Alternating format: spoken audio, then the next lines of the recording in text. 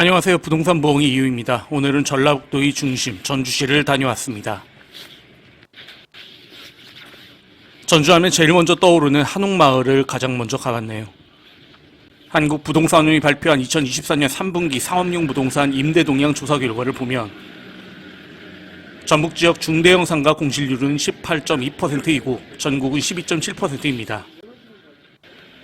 전북의 소규모 상가 공실률은 7.2%, 전국은 6.5%이고 집합상가 공실률은 16.3%, 전국은 10.1%네요.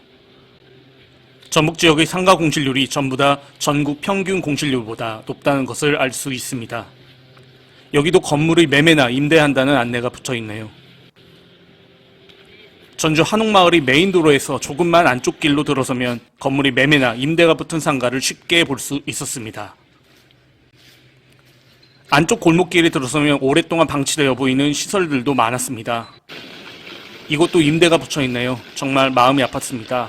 빈 상가도 처음에는 누군가에게 희망이 가득했던 삶의 터전이었을 텐데요. 평일 낮이었지만 메인도로 쪽에는 사람들이 꽤나 많았습니다. 이 건물도 통째로 비어있는 듯 했습니다. 직접 한옥마을을 돌아보니 상황이 많이 안 좋아 보였습니다. 요즘 자영업자분들이 정말 많이 힘드시다고 합니다. 자영업자분들이 삶의 터전이 무너지는 상가 공실은 정말 심각한 문제입니다.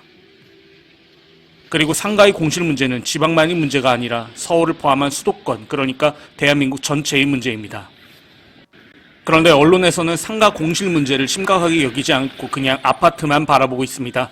정말 아파트 공화국인 것 같습니다. 언론에서는 연일 아파트 미분양만을 모니터링하고 있는데 의외의 곳에서 문제가 터질 수 있고 제가 보기엔 그것은 상가 공실 문제라는 겁니다. 여러 도시들을 돌아다니며 상권을 분석하다 보니 한 가지 문제점을 찾아냈습니다.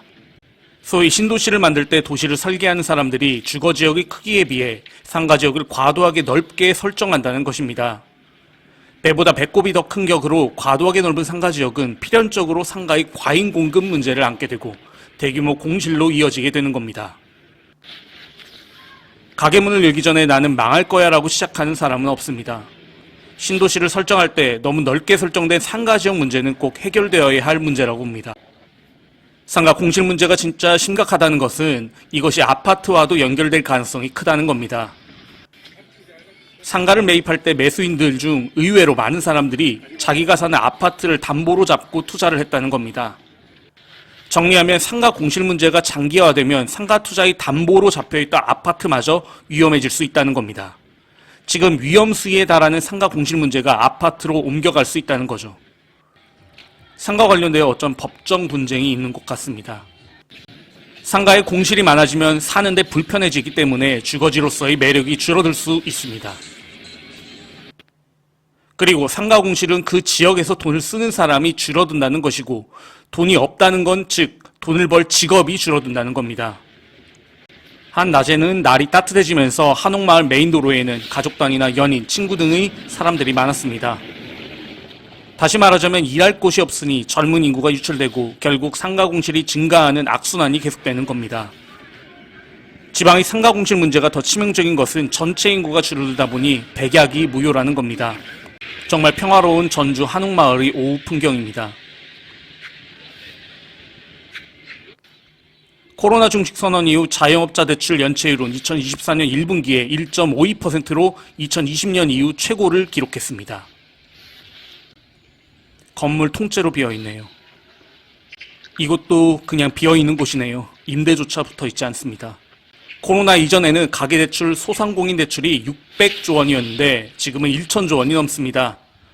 코로나 사태가 끝났다고 하지만 자영업자분들에게는 그 아픔이 지속되고 있는 겁니다. 임대가 곳곳에 붙어있네요. 골목 안쪽으로 조금만 들어가면 빈 상점을 쉽게 찾아볼 수 있습니다. 자영업자분들이 대출이 늘어나는 와중에 더 심각한 것은 금리가 급등했다는 겁니다. 상가 공실로 본 자영업자의 위기는 곧 대한민국의 위기입니다. 우리나라 자영업계 취업자 수는 1천만 명이 넘습니다. 대책 없이 망하게 된다면 그 충격은 그대로 대한민국 경제와 정부의 부담이 될 수밖에 없습니다. 전주 서부 신시가지로 이동하였습니다. 이곳은 2003년 착공하여 2008년에 준공된 전주에서 제일 상권이 핫한 곳입니다. 도청, 우정청, KBS 방송국, 경찰청 등의 기관이 몰려 있습니다. 가자마자 만난 것은 넓은 빈 땅이었습니다. 마치 데자뷰 같았습니다. 신도시의 빈 땅, 무슨 공식 같네요. 빈 땅의 빈도는 한옥마을보다 더 많았습니다. 무엇보다 개발이 안 된 빈 땅이 무척 많았고 주차난이 심각해서 이런 빈 땅에 빼곡히 주차된 차량이 정말 많았습니다. 다시금 알게 된 것은 신시가지 개발을 할 때 상업지역을 과도하게 넓게 설정했다는 것을 전주 신시가지에서도 오롯이 느낄 수 있었습니다. 1층에는 임대 현수막이 빈틈없이 붙여있고 건물 전체가 비어있는 것 같았습니다. 참 빈 땅이 많네요. 영상을 찍으면서 착잡한 기분이 들 정도로 정말 빈 상가가 많았습니다.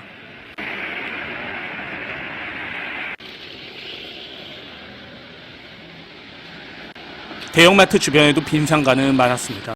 전주에서 상가 공실 문제는 구도심이든 신도심이든 똑같은 문제인데 구도심 같은 경우 임대료 인하로 공실료를 줄이기라도 합니다. 그런데 신도심의 상가 공실 문제는 구도심보다 더 심각한 이유는 임대인들의 대출 부담 문제로 임대료를 내릴 수도 없다는 겁니다.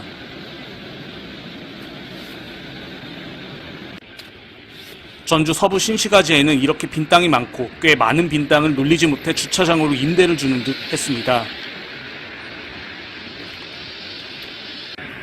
말 그대로 임대인은 은행 이자를 내느라 허리가 휘는 겁니다.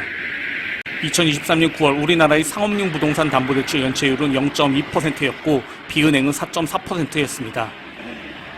자산의 대부분이 부동산이 우리나라 사람들은 부동산이 부실화되어 낮은 가격에 팔아서 부실을 털어낼 기회를 놓칠 가능성이 큽니다. 호미로 막으리를 가래로도 못 막는 순간이 오게 되는 겁니다. 2024년 7월 상가 경매는 근 12년 만에 최다를 기록했습니다. 이런 물건들이 쌓이고 있습니다. 지금까지 부동산 부엉이 2호였습니다. 구독과 좋아요 부탁드립니다. 감사합니다.